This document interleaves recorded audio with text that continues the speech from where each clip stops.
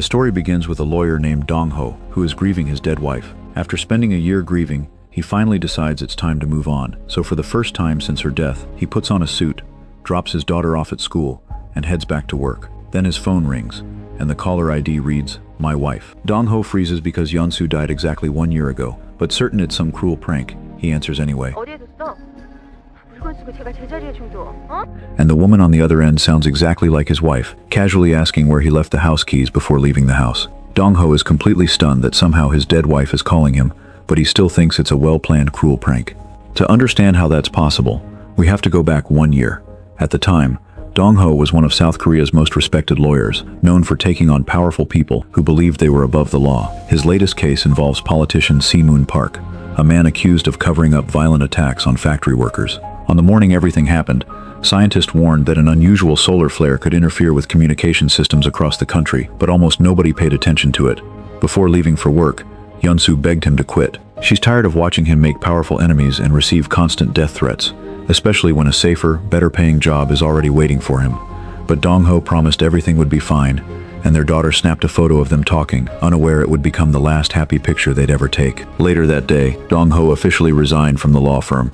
As he clears out his office, his colleague Lee Sung-ho helps him. While packing, Lee spots an incriminating image against Si-moon Park. Dong Ho tells him it's a gift for the junior lawyer taking over the Si-moon Park case, then casually mentions that the original evidence has already been sent to his house. Instead of going straight home, Dong Ho stayed behind to celebrate with his co-workers. During the celebration, he handed the junior lawyer taking over Si-moon Park's case an envelope marked with a hand-drawn fish, and jokingly told her not to open it until her birthday, because he had prepared it as a gift that could help her win the case. Meanwhile, Yeon-soo finished her shift at the hospital and drove home alone after he ignored her calls about their planned dinner. Later that night, Dong Ho was finally returning home. Heavy rain forced him to walk the last stretch, and outside he noticed a fresh dent on his wife's car, the same one she had texted him about earlier, but he ignored because he was partying with his co-workers. Then he stepped inside. The house was silent and dark. He called out to Yeon-soo, but there was no response until he found her lying motionless on the floor, murdered. Within minutes, the police flooded the scene, but the investigation went nowhere. A blurry security camera captured a black van near the house, yet the license plate couldn't be read, and with no witnesses and almost no evidence, the case quickly went cold. For the next year, Dong Ho chased answers that never came. Eventually, on the anniversary of his wife's death, he decided it was finally time to move on. And that was the day his phone rang, just as we saw at the beginning, and his dead wife was speaking on the other end. When the call suddenly cuts off, he immediately calls the number back, but it doesn't exist. It couldn't have been a recording, because every word perfectly matched the conversation Yeon-soo had with him on the day she died. Still convinced someone is tormenting him with an elaborate prank, he tries to continue his day. Exactly 1 year later, the same mysterious solar flare returns, once again disrupting communication systems across the country. This time, instead of just causing dropped calls, it somehow reconnects Dong Ho with the day his wife died. Moments later, the phone rings again, and it's Yeon-soo, sounding completely normal. She teases him for pretending to have an important meeting when she's convinced he's really out drinking with his co-workers. But as the conversation continues, Dong Ho realizes she keeps mentioning events from the day she was murdered. Trying to stay calm, asks her just one question: "What day is it?" Yeon-soo laughs, confused by the strange question, before answering, "May 16th, 2014. In that instant, the impossible finally makes sense. Somehow, every time the phone rings, Dong Ho is speaking to his wife exactly 1 year in the past. Realizing this may be his only chance to save her, he desperately begs her not to go home. He warns her there will be a fire near Maibong Station, that she'll crash into a car on her way home, and that no matter what happens, she must stay away from their house. But Yeon-soo has no idea what he's talking about. Before he can explain any further, a medical emergency interrupts her, forcing her to end the call and leaving Dong Ho with no way to reach her. Back in 2014, Yeon-soo is done with work and on her way home, with her husband's bizarre warning echoing in her mind. She almost crashes into a black car exactly as he predicted, and seconds later, fire trucks race toward Maibong Station. Still distracted, she carefully changes lanes when another vehicle suddenly crashes into the back of her car. This means her husband was right, but she brushes it off and still heads home. Meanwhile, in the present, Dong Ho notices the dent on Yeon-soo's car has changed. Yesterday it was on the front bumper, but now it's on the back. His warning changed the past, and somehow the present changed with it. He immediately checks the time. It's 5:25 p.m., and according to the police report, Yeon-soo won't be attacked for more than an hour, so she's still alive. Dong Ho rushes home, frantically trying to contact her, but every attempt fails. Then his phone rings, and it's Yeon-soo. She's already home. Dong-ho immediately tells her to leave the house, warning that someone is coming to kill her. But Yeon-soo thinks he's completely lost his mind, and before she can argue, the doorbell rings. Dong-ho panics, telling her not to open the door. So she checks the security monitor, and a delivery driver is standing outside holding a package. Relieved, she turns back toward the kitchen. Then the doorbell rings again. She looks at the monitor again, but the delivery driver is gone, and standing outside instead is a masked man dressed entirely in black. The killer has arrived. Confused and terrified, she stands speechless.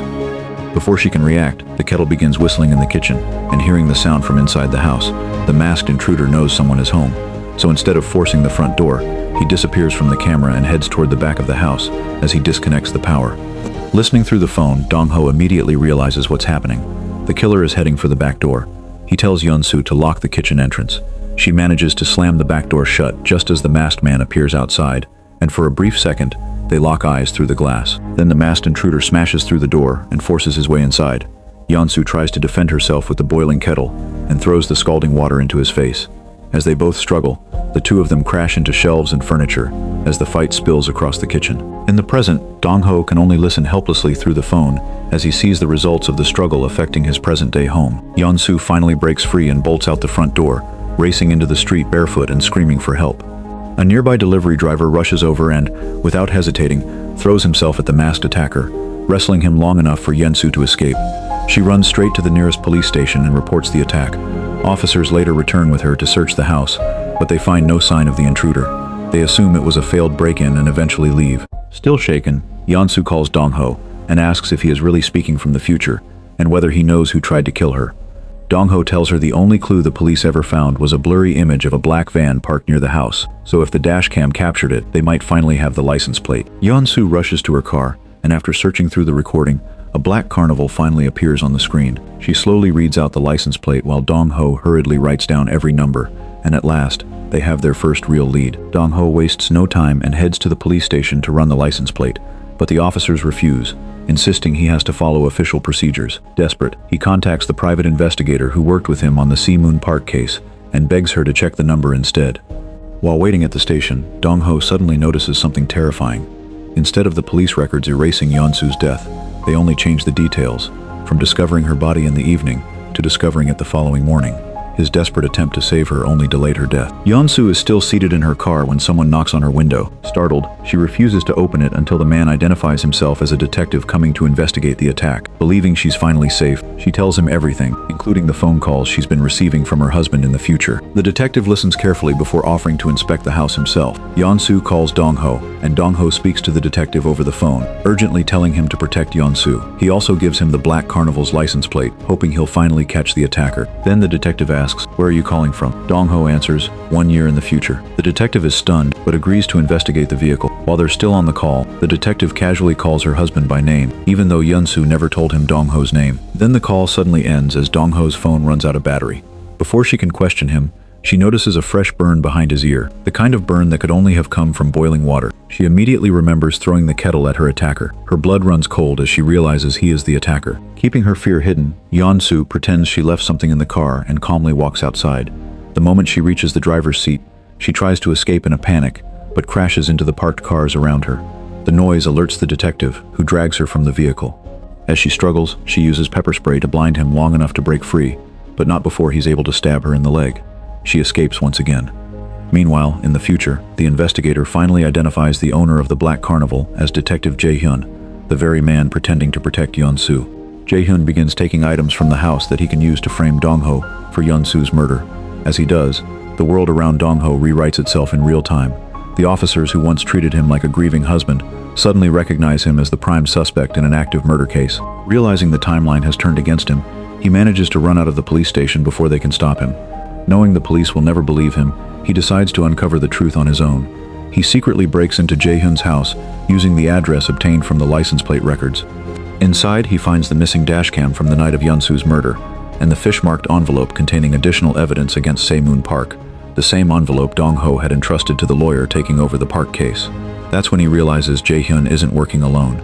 He's secretly doing Si-moon Park's dirty work, and the real target was never Yeon-soo. It was the evidence linking the politician to his crimes. Grabbing both pieces of evidence, he slips away just before Jae-hyun returns. The moment Jae-hyun realizes they're missing, he rushes to Saemun Park's right-hand man. But instead of helping, they're furious. With the election fast approaching, they order him to recover everything before the evidence destroys Park's political career. It is then revealed through their conversation that Jae-hyun has already been dismissed from the police force. Meanwhile, Dong-ho calls his daughter Kyung-rim, hoping he can finally convince her he's innocent. But in the rewritten timeline, she believes what everyone else believes, that her own father murdered her mother. She hangs up, and the call lasts just long enough for the police to trace his location, forcing him to go on the run again. While hiding from the officers, Dong-ho tracks down the lawyer who inherited the Park case and finally pieces everything together. The fish-marked envelope disappeared before she could open it. Before Dong-ho can process the revelation, the police spot him, triggering a frantic chase through a crowded street festival. He steals a bicycle and weaves through the packed streets before abandoning it.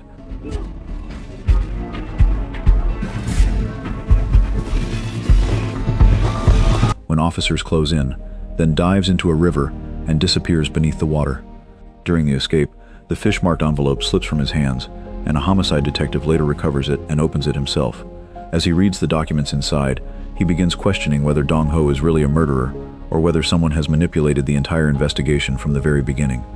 Not long after escaping, Dong-ho's phone rings again, and it's Yeon-soo. Still hiding inside a hospital, she tells him she's safe for the moment, and Dong-ho immediately tells her that Detective Jae-hyun is the attacker. But before he can explain any further, the future Jae-hyun catches up with him and knocks the phone from his hand. As Yeon-soo desperately calls her husband's name from the other end, Jae-hyun finally understands the impossible. Dong-ho has really been speaking to someone 1 year in the past. Without hesitation, he smashes the phone against the ground, destroying the only connection between the two timelines. Jae-hyun then turns to Dong-ho, but Dong-ho has a shotgun he managed to take when he escaped from the police. He points it at Jae-hyun, but because he's not a killer, he can't bring himself to shoot. Jae-hyun mocks him, saying not everyone has the guts to kill, before overpowering him. Just as he's about to finish Dong-ho off, the homicide detective arrives while tracking Dong-ho. Not wanting to expose himself, Jae-hyun flees the scene, causing the homicide detective to chase after him and allowing Dong-ho to escape once again. Knowing he can't lose that connection yet, Dong-ho rushes to his private investigator, carrying the shattered phone and begging her to find a way to make it work so he can reach Yeon-soo again. After several attempts, the phone powers back on. Then Yeon-soo's call comes through. During their conversation, she remembers something she completely overlooked: a package delivered to their house that afternoon containing an envelope. Dong-ho tells her that's why Jae-hyun came, to recover the evidence in the envelope before it could expose Saemun Park. Before ending the call, Yeon-soo comes up with a plan to secretly hide the knife Jae-hyun used to stab her inside a hospital vent, knowing no one would think to search there. It can remain hidden for an entire year, allowing Dong-ho to recover it in the future and use it to prove Detective Jae-hyun was the real killer. Since it now seems her death is inevitable, Yeon-soo at least wants to keep her husband out of prison for a crime he didn't commit. At the same time, police question Saemun Park, but without solid proof linking him to the conspiracy, he calmly denies every accusation and walks free. He meets up with Jae-hyun and orders him to eliminate Dong-ho before the truth reaches the authorities. Jae-hyun hesitates, knowing the investigation is closing in on him, but Park threatens Jae-hyun, reminding him that if he fails, his family will pay the price. Jae-hyun reluctantly agrees, realizing he has no choice but to keep hunting Dong-ho before the police uncover his connection to Park. Dong-ho contacts Lee Sung-ho, his colleague, and asks him to look after Kyung-rim. He tells him everything will return to normal soon, and that he is heading to the hospital to recover evidence that will finally clear his name. Following Yeon-soo's directions, Dong-ho recovers the hidden knife. It is exactly where she left it. Before he can leave, Jae-hyun suddenly arrives and attacks him. This time, Dong-ho fires the gun, but it misfires, triggering the parking lot alarm and giving him just enough time to narrowly escape with the knife before the parking lot gate shuts automatically. Meanwhile, back in 2014, Yeon-soo has no idea that Jae-hyun has people keeping watch for her car. The moment they spot it, they report her location to him. With the help of Lee Sung-ho, Jae-hyun kidnaps Kyung-rim, revealing that Lee Sung-ho has been working with him all along, feeding him information from the initial evidence sent to Dong-ho's house, helping him retrieve the envelope Dong-ho gave to the junior lawyer taking over the Saemun Park case, and leaking Dong-ho's location when he went to the hospital. Jae-hyun orders Dong-ho to bring the evidence to his house alone, with his daughter on the line. Horrified by everything that's happened, Lee Sung-ho finally turns against Jae-hyun and protests against how far things have gone, saying he never thought it would lead to anyone's death. That is the last time we see him alive. When Dong-ho arrives, a fight breaks out.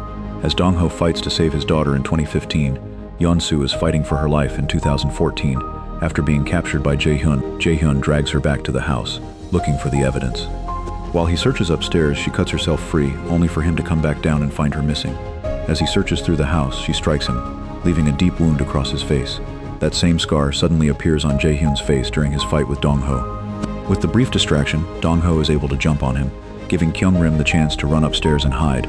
She suddenly finds Lee Sung-ho's dead body, but amid the struggle, Jae-hyun stabs Dong-ho and heads upstairs to finish off Kyung-rim, who is hiding. He begins strangling her to death.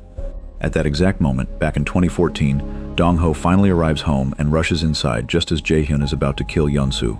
He knocks the detective unconscious and saves her before the murder can happen.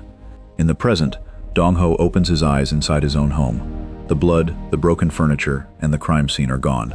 He walks into the hallway and sees Yeon-soo alive. Unable to hold back his emotions, he rushes over and embraces her, finally realizing he has his family back. And that's the movie.